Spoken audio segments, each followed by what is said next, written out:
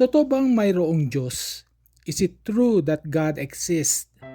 Part of my reflection on individuation, this becoming of my real self, is this encounter with someone greater than myself.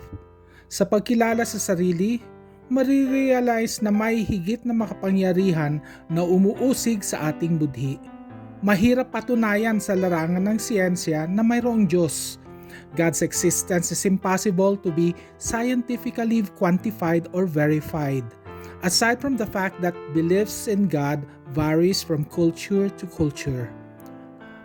But researchers in neuroscience found that somewhere in our brain cause individuals to experience transcendence, religious experiences, or an experience of God. Somehow, our brain is wired to experience the divine.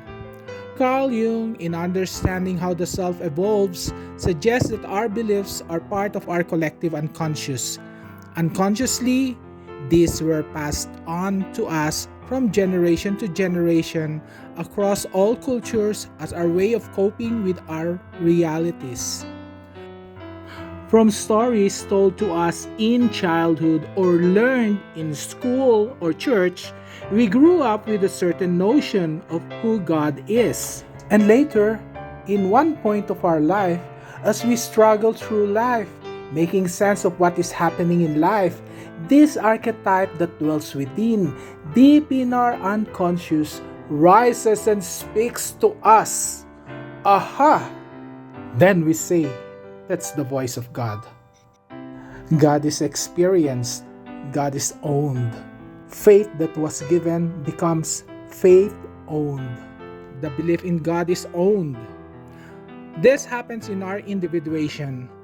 Once we recognize God and we believe, it forms part of that distinct self, yet apart and recognizing that moral power beyond us.